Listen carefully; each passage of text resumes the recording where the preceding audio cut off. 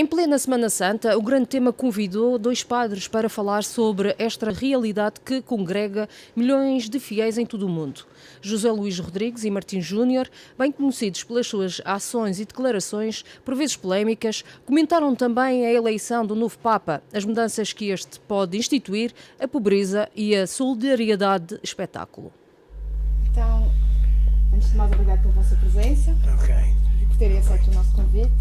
E íamos começar mesmo por essa questão do Papa. Ficaram surpreendidos com a eleição de uma pessoa como o Papa Francisco, ou estavam à espera, como havia outro favorito, um brasileiro, se calhar mais conservador, este tem mais. O que é que tem a dizer, Padre José? Ora bem, eu não fiquei de todo surpreendido, porque, aliás, com qualquer homem ia-me surpreender, porque como são muitos candidatos e normalmente os que entram papábil saem cardeais, e eu já tinha dito que todos aqueles que se falava não chegariam lá. Eu disse para mim mesmo, e até afirmei isso também com algumas pessoas, e assim aconteceu, e fico feliz que assim seja, porque senão eu passava a ser descrente em relação ao Espírito Santo. E como sou crente no Espírito Santo, portanto, não me surpreendeu de todo a escolha do Cardeal Bergoglio. E o Sr. Padre? Sim, para mim foi uma surpresa, devo dizer, porque o Vaticano é um império. Embora se diga que o Papa é o representante petrino de Pedro, não é? O sucessor vigário de Cristo, mas a verdade é que o Papa ficou associado, e a Igreja ao longo dos tempos, ao Império, e deixou-se tanto os cristãos como a hierarquia, a média hierarquia, deixou que a Igreja tomasse este balanço até ficar entronizada. Não é por acaso que até agora falava-se entronização do Papa. É curioso, quando só agora com este Papa Francisco ele preferiu o termo inauguração. É mais consentâneo, não é? Inaugura, começa. Portanto, e perante este quase ADN que a Igreja Católica formou, escolheu, conquistou indevidamente para si, eu não esperava que fossem buscar nesta eleição a própria contradição. Sim, este é um Papa contraditório. Em primeiro lugar,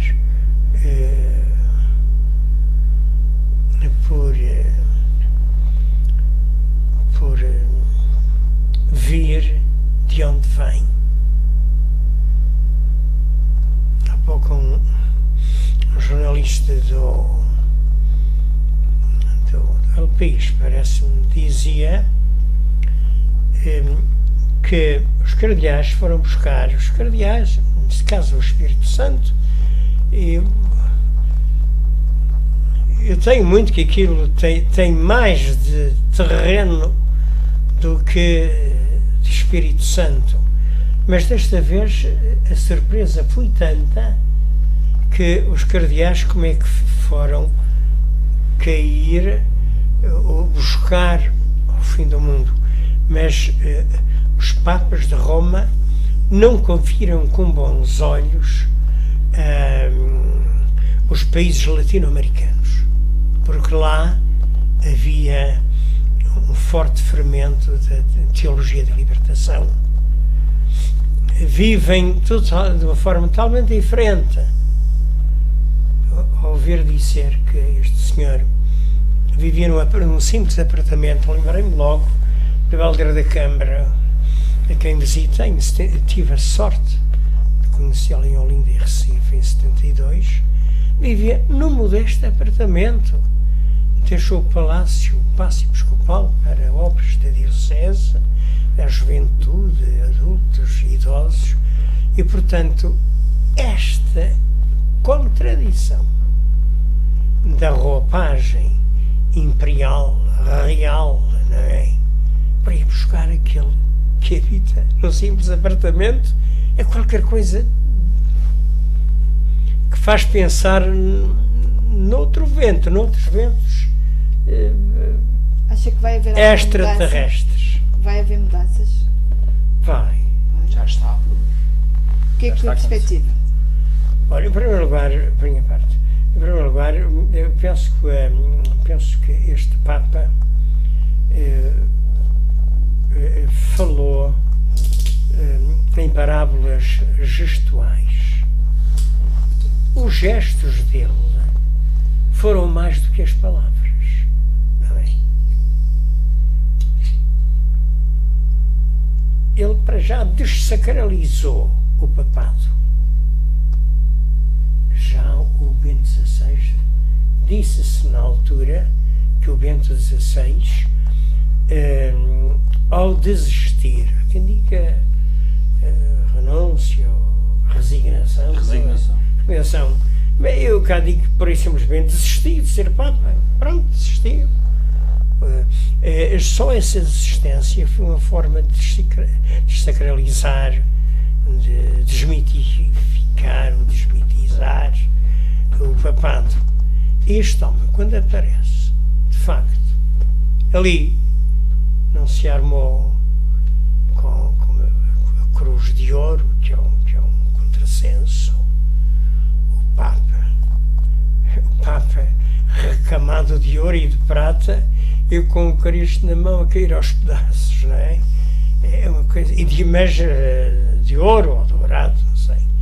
Este homem apresenta-se de mãos vazias, sem mais instrumentos. Não é como quem impõe, mas como quem foi proposto. Ele não sequer se propôs, foi proposto. Só isto, e mais outros pormenores. Eu acho que também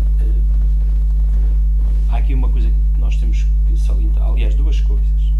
Uma delas é que ele corresponde ao perfil traçado pelo Bento XVI antes de sair, tendo em conta o contexto em que a Igreja estava a viver.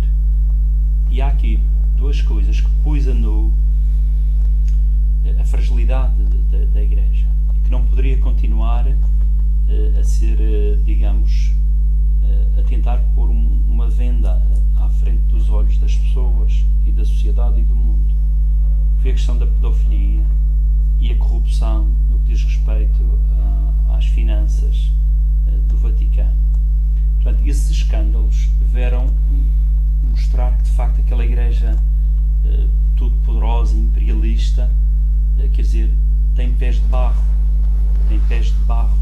E isso veio, de facto, mostrar que este não era o caminho. E a Igreja, caminhando por aí, ia partir-se ainda mais. E, de facto, os cardeais nisso foram de uma sabedoria impressionante e surpreendente. E dizer, não, nós temos que seguir este perfil e nós queremos alguém que seja simbólico, que se apresente como um símbolo no que diz respeito àquilo que se pretende. Que é, de facto, uma Igreja pobre, para os pobres, exatamente como o Papa Francisco tem afirmado. E centrada em Jesus Cristo, que é uma coisa interessante.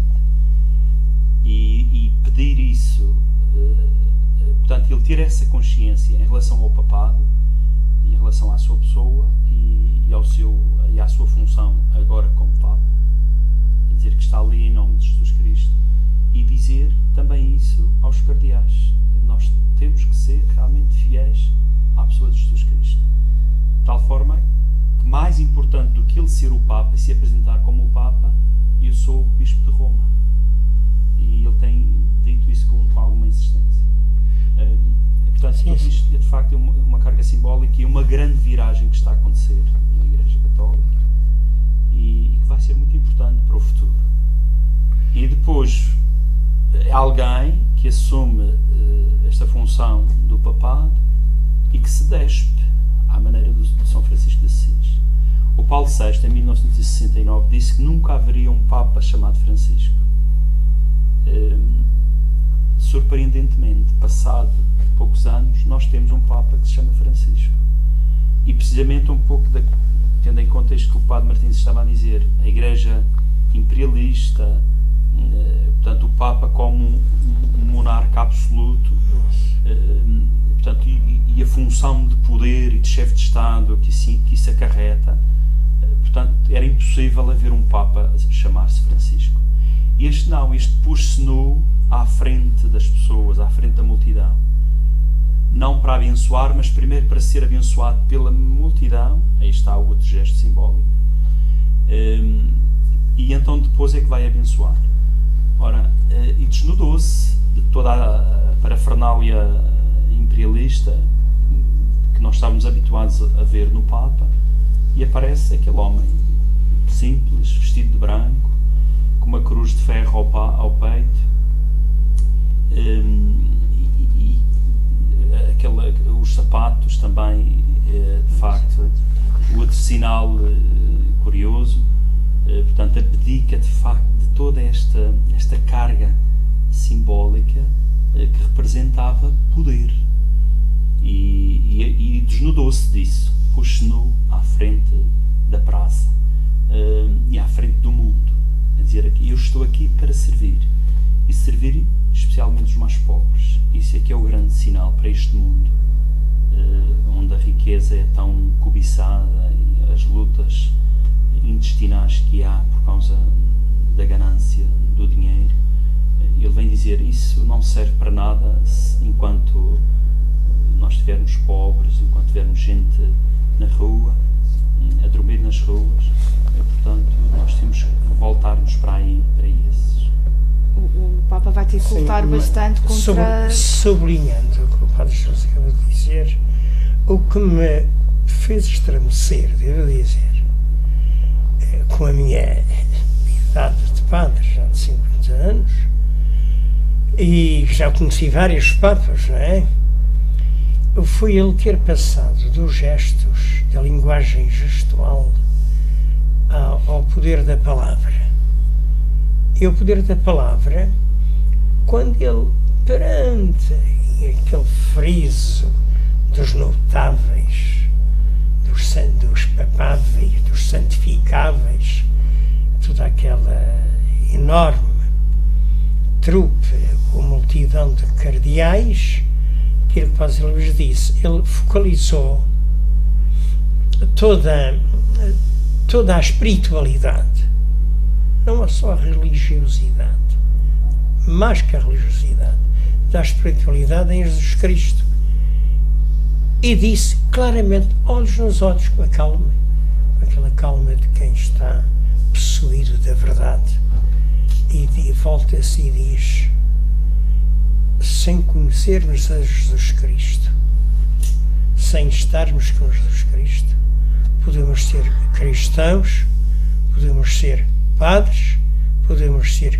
bispos, podemos ser cardeais, podemos ser papas, seremos tudo isso, mas não somos discípulos de Cristo. Repara que esta bomba, ele que despiu os cardeais todos naquela ocasião. Meus amigos, não pensem que com essa indumentária, com essa farda, que é uma ofensa, que é um ultraje, é púrpura, aqueles barretes cardinalícios. Ai, como a nossa Igreja está nos antípodas do Cristo do Evangelho. E o Padre Luís também falou, né? O Vaticano como Estado. A grande conquista, a grande vitória, o grande passo da Igreja, é o primeiro passo que a Igreja devia dar para aproximar-se de Jesus Cristo, era aí sim renunciar ao estatuto do Vaticano ou do Papa como chefe de Estado. Sem isso, diz um teólogo espanhol, o João Arias, sem isso, todas as reformas que fizerem na Igreja não passam de simples remendos num tecido já gasto. E isso, de facto, o contrassenso, o Papa como chefe de Estado. Não pode, briga, é anticrístico. Costumo dizer, ele pode ser chefe de Estado, pode ser muito bem, pode ser imperador, mas o nome dele, ou do pai dele, ou do tio, do avô, ora, em nome de Jesus Cristo. Isto dava condenação em tribunal humano. Como dizia Vinícius de Moraes, tem que passar a certidão reconhecida notarialmente. Já não há para muito tempo, será para o tempo do Padre José Luís, que é um jovem, mas eu daria tudo para poder ver com os meus olhos o Papa dizer, assim como este declinou, renunciou, desistiu do papado, o Bento XVI, o atual dizer, eu desisto, renuncio, doravante, ao estatuto de chefe de Estado. Eu penso que ele tem coragem para isso. Este senhor tem coragem para isso. Mas não vão deixá-lo fazer. Não vão deixar. Não vão deixar. Por enquanto. Mas o caminho faz-se caminhando, como dizem os espanhóis. E um dia há de chegar-se. Quem me dera poder ver. Porque eu só para terminar esta questão do Papa, só dizer o seguinte: por aquilo que ele já fez em tão pouco tempo, há duas coisas muito importantes. A primeira é que, apesar de tudo, e neste tempo de fome que nós vivemos, no que diz respeito a referências éticas, a pessoas que sejam de facto exemplares e ideais em termos de confiança e de segurança para as sociedades e para os Estados e para os povos, a Igreja consegue impor um líder mundial em 3 dias. Isto é de facto extraordinário. Extraordinário. E ele, atualmente, o Papa Francisco, é de facto a única referência congregadora de povos, de nações, à volta dele, à volta daquela pessoa, e que fez reacender uma esperança, um sonho, um ideal, porque nos vem dizer alguma coisa, vem dizer-nos, nós temos que cuidar disto, temos que cuidar do mundo, temos que estar atentos aos perigos da ganância, do egoísmo, de tudo isto que nos está a acontecer e que nos tem trazido para uma crise tremenda. Portanto, ele é uma luz. É interessante que o Dante Alighieri, em relação a Francisco, diz isso, São Francisco, que ele era uma luz para o mundo. E eu acho que o Papa, este Papa Francisco, no contexto em que nós estamos a viver, de trevas horríveis, no que diz respeito a este tempo de crise horrível que nós estamos a passar, em que perdemos o rumo, perdemos a confiança nos políticos, nos líderes, nem temos referências morais a nível nenhum, isto era uma coisa tremenda. Ele aparece de facto como uma luz para este tempo em que nós estamos a viver. Será que vai ser uma luz para iluminar a coragem que o Padre Martins falava? Que acho que falta, se calhar falta um pouco de coragem em relação aos padres para darem este corte com aquela imagem imponente da Igreja e dedicarem-se mais. Não é o vosso caso, vocês até são pessoas proativas, mas a maioria é assim, são mais fechados, se calhar acomodam, só que já está instituído. Será que agora vai haver mais libertação nesse sentido? Há necessidade de passarmos de uma pastoral de manutenção para uma pastoral arrojada, criativa, ao encontro das pessoas. Resta saber como é que se faz isso. E naturalmente que isto também não se faz com uma avalanche, não é? O caminho faz-se caminhando, já se disse aqui, e de facto isso faz com pequenos focos, com determinados aspectos, com determinadas propostas, com determinadas pessoas, e pronto, e vai devagarinho, claro. Então, Mas ainda quanto ao Papa, são dois pormenores que me têm feito refletir. Uma igreja dos pobres e para os pobres. Pode aqui configurar-se que a igreja advoga como que a pobreza é a má interpretação da primeira bem-aventurança. Bem-aventurados, felizes os pobres. Quando não é assim, para os pobres, para retirá-los da pobreza. Se é para mantê-los na pobreza, para mal, para pior já basta assim. Não, a missão da igreja, e que este homem, este senhor, fez lá na Argentina, andava nos bares da lado e tal, teve a coragem de confrontar-se com a Cristina Kirchner, não é? Se fosse entre nós os padres, e nós os dois, somos dois casos idênticos daquilo que vou dizer, aproximados. Um padre que se manifestasse contra o governo, seja ele regional, nacional, enfim, era logo ostracizado. Portanto, não presta, é um revolucionário, é um comunista, não é? Ora, este senhor confrontou-se com ela, e é curioso, aquele beijo, coisa única na história, que um Papa deu àquela senhora, é qualquer coisa de espantoso, e que revela, depois de uma série de atritos publicamente conhecidos, revela que ele quer exatamente cumprir a profecia de Isaías, abaixar os picos altos e fazer subir os abismos, que haja o nivelamento, a igualdade.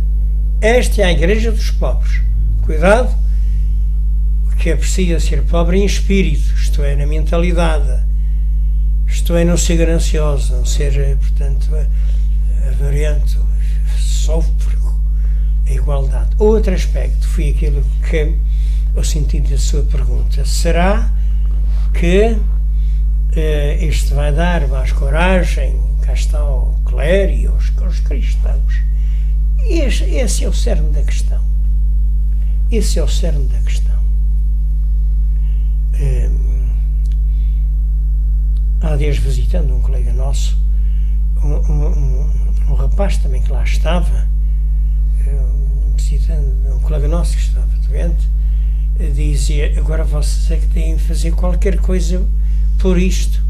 Eis a filosofia e o código de conduta que este Papa abriu.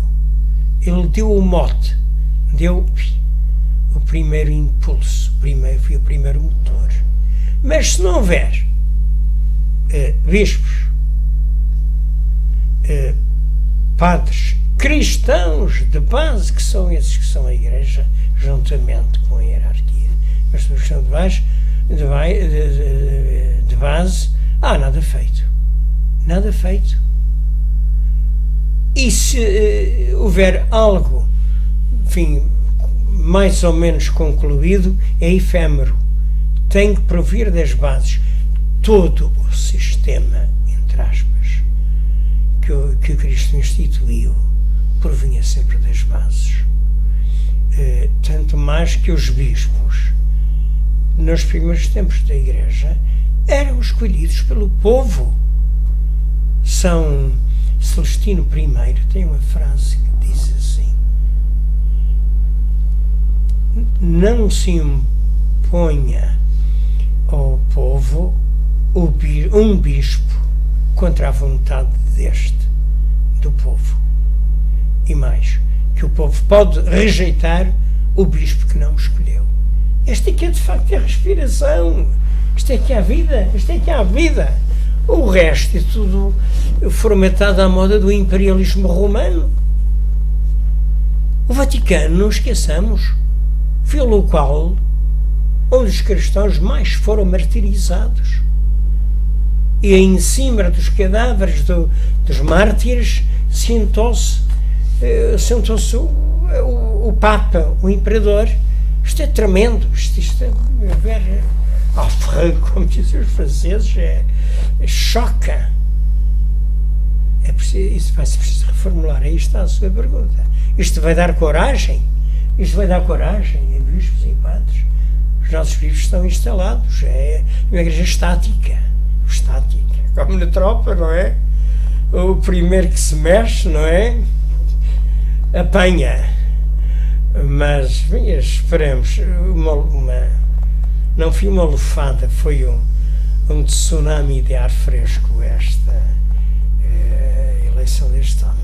Eu penso que a Igreja sempre se fez assim com focos proféticos, e eu penso que o Papa Francisco, com esta atitude, vai criar mais focos de profetismo, digamos assim, no interior da Igreja, de tal maneira que vai ajudar a que a Igreja não seja miserabilista, claro, esse discurso é importante. A Igreja dos pobres, quer dizer, a Igreja quer libertar os pobres, puxá-los cá para cima, dar-lhes dignidade, denunciando as injustiças. Daí a dimensão profética, que é muito importante. É interessante que está a circular, não sei se vocês já viram, uma fotografia curiosa, no cumprimento com a Dilma Rousseff do Brasil. Ela diz: o seu discurso foi muito bonito, e não sei se isto corresponde à verdade, mas de qualquer maneira está a circular isso, e achei curioso. Gostei muito do seu discurso, da sua homilia ou coisa assim. Falou dos pobres, até cheguei a chorar com o discurso que fez sobre os pobres. E ele dizia também: emocionei-me bastante e chorei quando soube que tu estavas hospedado num hotel onde a diária é 4.000 euros. Portanto, é isto, esta injustiça tremenda que há no mundo. Isso veio, está a circular aí na internet. Quer dizer, outras discrepâncias que há no mundo, sei lá, sabermos de alguém que tem bilhões de dólares, uma fortuna avaliada em bilhões de dólares, ou coisa assim, e depois tem no seu país gente a passar fome, crianças subnutridas. Quer dizer, é isto que é preciso realmente, e é contra isto que é preciso lutar, e dizer que isto não está certo, e o mundo assim não tem futuro. E é isto que a Igreja tem que fazer. O Papa, os bispos, os padres, os cristãos têm que despertar e saltar para a rua e denunciar isto e lutar contra isto, para que de facto a Igreja se transforme e o mundo se transforme. E é esse o objetivo. Eu deduzo das suas palavras, e pegando ainda nesta questão da coragem, vocês os dois são bastante conhecidos pela vossa coragem em denunciar, que isto é uma esperança que vocês têm de ainda mais intensificar o vosso trabalho, a vossa opinião. Claro. E darmos autoridade ao trabalho que a gente tem feito até agora. Exatamente. Sim, exatamente. E acham que vai aproximar mais os fiéis da Igreja? Que tem havido um distanciamento das pessoas em relação à Igreja, e acho que o facto das pessoas verem isto, este corte com a ostentação, com a luxúria e... É curioso, há pessoas, encontrei uma pessoa ou outra que me disse: já há muito tempo que eu não rezava, e com a eleição do Papa Francisco eu rezei.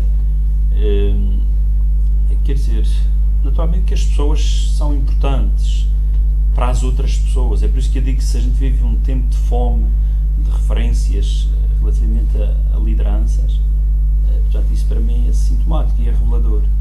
E se aparecem pessoas que são referências para os outros e que as ajudam a se levantarem e a virem por aí acima e até a descobrirem a sua dimensão espiritual, naturalmente que isso é bom e é importante.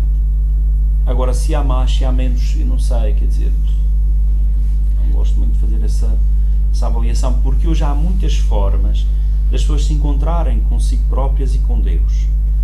E até há muita gente que diz isso claramente e confessa isso: eu não preciso de padres, não preciso da Igreja, não preciso... Mas ainda a propósito isso que o Padre Luís acabou de dizer, da disparidade, enfim, do capitalismo desenfreado, como outro Papa, capitalismo financeiro denunciou, o Bento XVI. eu julgo que um dos focos que ele vai atacar será o do Banco do Vaticano. O dinheirinho que estes pobres cristãos arranjam e tal, não sei quê, que se sacrificam para darem à Igreja e que mandam para o Vaticano para instituir um monstro. Um monstro. O Banco do Vaticano, conotado inclusive com offshore, com lavagem de dinheiros sujos. Isto pode. Este Papa já nos disseram, é o que nos dizem cada vez mais. Ao menos a mim me dizem. Ou ele fará alguma coisa, mas se quiser fazer tudo aquilo que a barra promete, vão matá-lo. Vale a conhecer o mesmo que fizeram João Paulo I.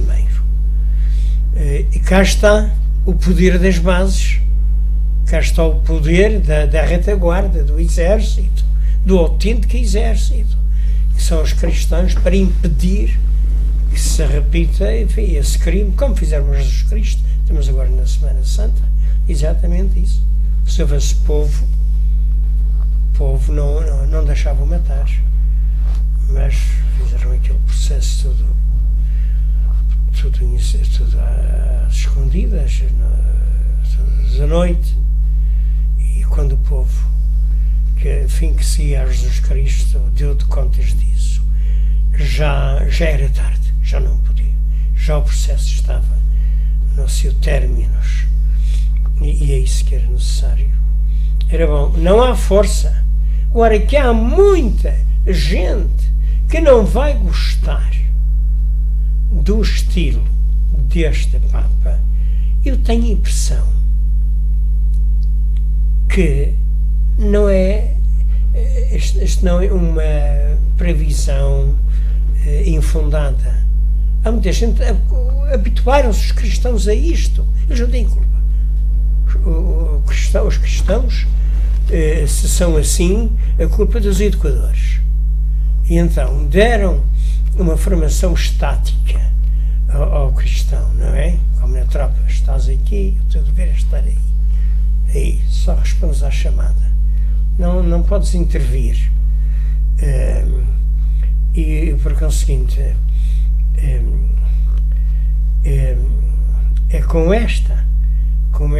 é neste pormenor que me parece que vai haver cristãos, papas, bispos e por aí fora que vão escandalizar-se e vão contrariar, vão anatematizar, condenar determinadas reformas que este Papa quer fazer. Eu não tenho os bispos super instalados, não é? Em que, enfim, para ser bispo é apenas os centímetros da faixa vermelha ou o redondel que trazem na cabeça, enfim.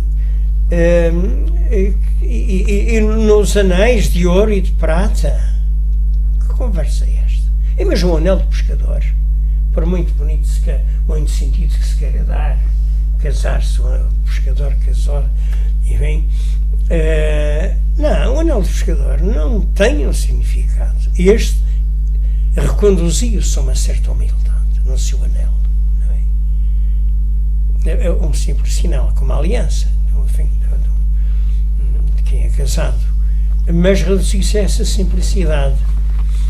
É isso.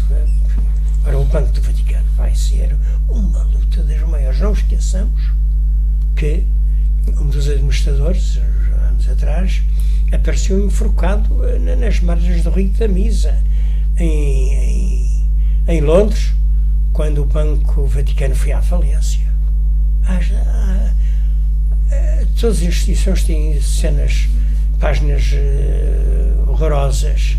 A Igreja tem-nas, sobretudo num passado mais longínquo, mas tem também agora. Tendo em conta a situação social que se vive e esta crise, nas vossas paróquias, vocês têm sentido muito o apelo das pessoas em relação para ajudas? Como é que têm lidado com isso? há muita gente a procurar a igreja para pedir ajuda, comida. Como é que é na sua paróquia, por exemplo? Podemos começar por si. Esta calamidade do desemprego é tremenda. E sobretudo quando fica o casal desempregado, ficam em maus lençóis. E isso é complicado. E sobretudo quando há crianças, cujo o Diário de Notícias falava nisso, há fome, há férias à fome. Férias à fome. Está a crescer o número de crianças onde vai faltando a comida. E isso é preocupante, é escandaloso na terra onde nós vivemos, onde se teve um boom de desenvolvimento e afinal isso correspondeu a pouco, porque chegamos ao fim disto tudo e temos pessoas a passar fome, crianças a passar fome. Para mim este é o escândalo dos escândalos, é a maior barbaridade de que se poderia ouvir falar. E naturalmente que no contexto onde eu estou inserido, com a responsabilidade destas duas paróquias suburbanas e próximas do Funchal, aparecem situações e que nós de alguma forma e com as nossas limitações vamos dando resposta. Nunca é a ideal porque não temos condições para ir além disso, mas pronto, tentamos de alguma forma minorar os casos que vão aparecendo e que são bastantes. E na paróquia da... Sim, no meu caso, a paróquia da Ribeira Seca, paróquia rural, semi-rural, semi-urbana, mas mais rural, é dramático. É dramática a estatística. Posso dizer que em 3 casais, 2 estão no desemprego. O grande boom de rendimento disponível naquela área, aquela zona, está exatamente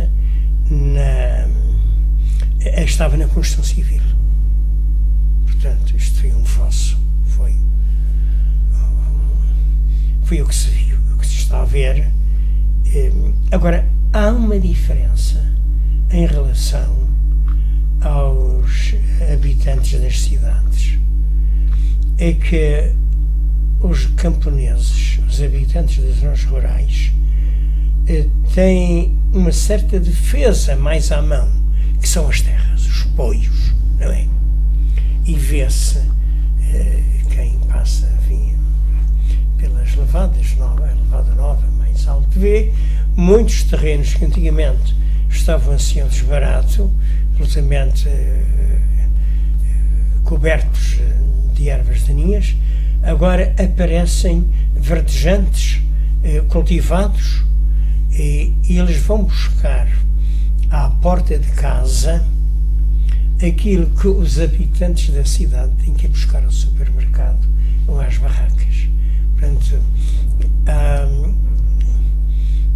cá está as dificuldades. E até mesmo em termos de solidariedade é melhor os campos, porque as pessoas conhecem-se e o sentido da vizinhança é muito mais forte.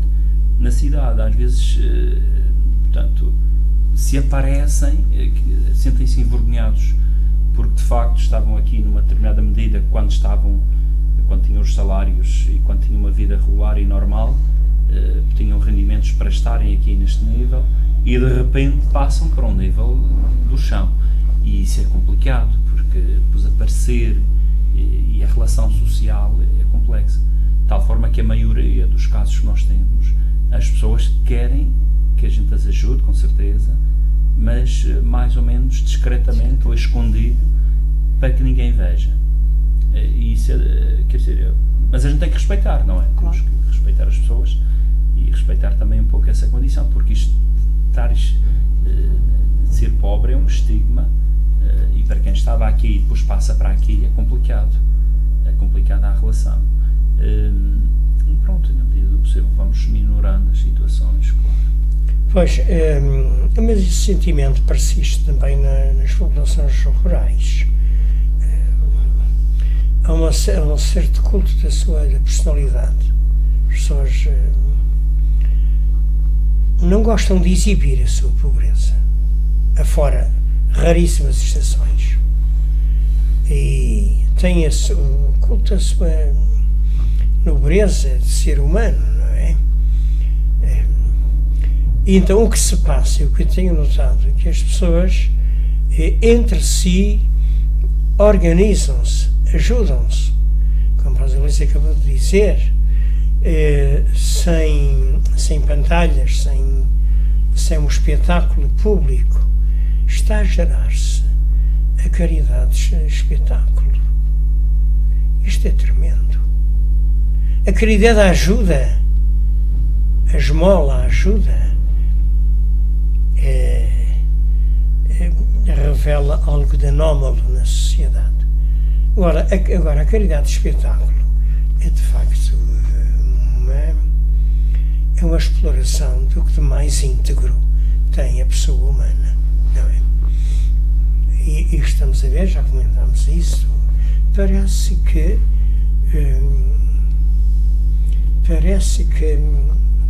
cada qual faz a corrida, cada organização, de chegar-se mais à frente para aparecer, enfim, na fotografia como ajudantes, como promotores da caridade. É isto. Tem que haver luta. Essa questão da caridade de espetáculo, eu gostava de comentar. Essa é uma coisa tremenda que me enoja profundamente. Isso mesmo. Nós temos entre nós uma série de instituições que surgiram para viverem à teta de subsídios do governo. E nem são ONGs, organizações não governamentais, são OGs, organizações governamentais. E foi isso que aconteceu realmente. E agora funcionam como empresas de pobres e cuja matéria-prima são pobres. E organizam-se nessa base. E até são concorrenciais umas contra as outras, que é uma coisa tremenda. De tal forma que tudo é objeto de ser publicitado, de ser anunciado, de aparecer nos jornais, faz-se um protocolo, aparece nos jornais, recolhe-se meia dúzia de papos secos e vai-se dar a uma instituição qualquer, aparece nos jornais. Há dias alguém entregava à Caritas, dizem diocesana, mas aquilo não tem nada da diocese, parece, é outra empresa, é uma OG, e recolheu, alguém ofereceu 60 quilos de massa e de arroz, também se foi meia página no Diário de Notícias. Quer dizer, isto é um insulto aos pobres. Isto é instrumentalizar a pobreza para se promover e para aparecer e para estar em parangondas na comunicação social. Portanto, isto é tremendo e é uma coisa que tem que ser realmente denunciado, porque não é por este caminho que se vai lutar contra a pobreza. Para finalizar, estamos agora perto da Páscoa e esta é a edição que vai sair na Páscoa. Eu gostava que cada um de vocês deixasse uma mensagem aos leitores e aos cristãos em geral relativamente a este evento. Tá bem, olha, a mensagem que eu deixo, sempre tenho dito, proposto à comunidade da Ribeira Seca na Semana Santa, é esta: nós celebramos a Semana Santa sob protesto. A Via Sacra que nós fazemos todas as terças-feiras, mas esta especialmente, hoje tenho que lá estar daqui a pouco, mas 2 a 8 dias, publicamente, é uma evocação, mas sob protesto.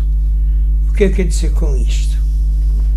Que vamos comemorar o assassinato de alguém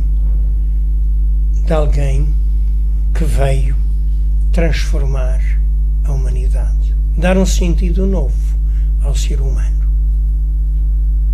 Condenou-se um inocente.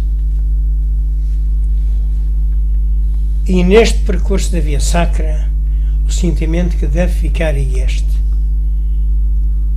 que nós não consintamos que mais nenhum inocente seja condenado.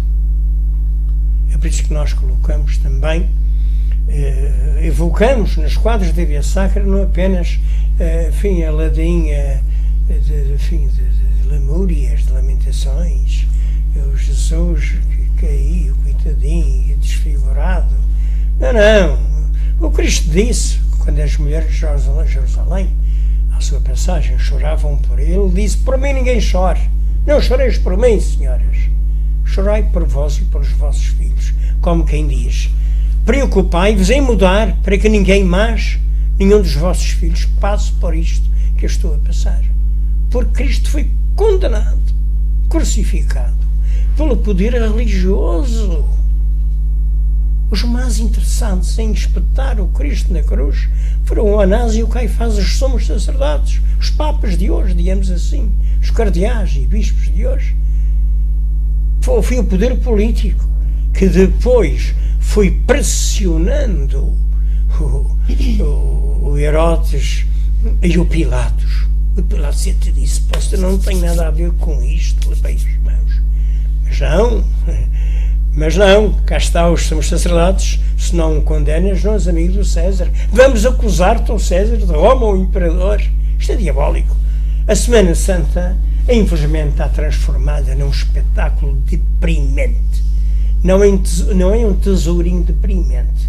É uma fossa de deprimência, quando devia ser um grito do Ipiranga.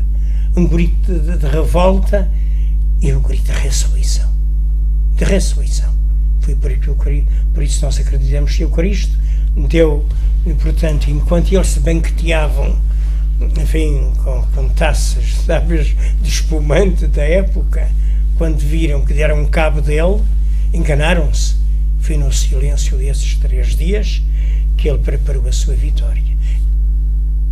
O Cristo crucificado, ele já está cansado de estar crucificado. Ele quer que o tirem da cruz, não é que o espetem lá outra vez, que o ressuscitem. Acho que é a mensagem da Páscoa. Comemorar a Páscoa, a paixão e morte, mas sob protesto, para que nunca mais se repita aquele crime hediondo que está sempre a repetir-se com outros Cristos. Os nomes agora são tantos que foram, sei lá, rapidamente. Uma Joana d'Arc, por exemplo, condenada por libertar o seu povo lá no norte da França.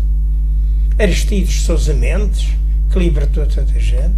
O Padre António Vieira, no Brasil, expulso de Portugal, a maior inteligência, enfim, Portugal produziu no regime no domínio da oratória, chutado para o Brasil, tantos Cristos, tantos, Luther King, Mahatma Gandhi, tantos outros. A Páscoa, para mim, é um momento, é uma semana de sofrimento e de revolta interior, que só termina simbolicamente no domingo da ressurreição, que está ainda por acontecer à humanidade. O Pascal tinha razão quando dizia que Jesus está em agonia até ao fim dos tempos. Vamos tirá-lo dessa agonia. Nós cá estamos. Só para acrescentar e terminar com... Eu gosto de celebrar a Páscoa e de falar na Páscoa, na esperança. Isso. Ou é um tempo para renovar a esperança e para nos fazer militantes, empenhados na construção de um mundo melhor. Senão a Páscoa é mais é uma droga e nós não queremos mais isso. Não queremos ficar com mais uma coisa para apaziguar a nossa consciência, que não nos liberta, que não nos molde, que não nos relança na história da vida e do mundo, conscientes e empenhados, conscientemente empenhados e militantes na transformação da vida e do mundo. É isso, celebrar a Páscoa.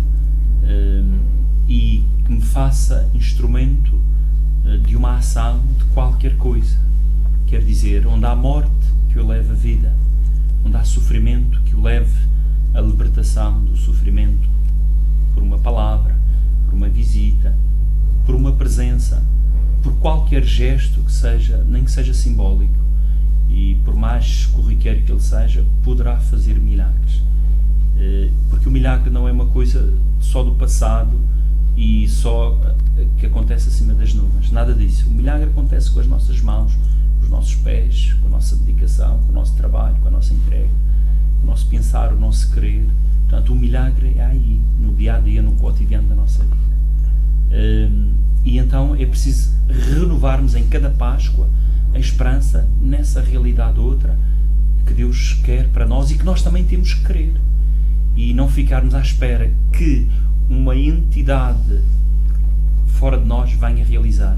Não, com essa entidade, eventualmente fora de nós, transcendente, que está em mim, que está dentro de mim, e eu vou tornar-me obreiro, construtor, autor desta transformação do mundo e da vida, para o bem e para a felicidade, porque é isso que Deus quer de nós. E enquanto houver uma pessoa infeliz, nós nunca celebraremos a Páscoa em plenitude, nem nunca seremos felizes como deve ser, porque há sempre alguém que precisa da felicidade.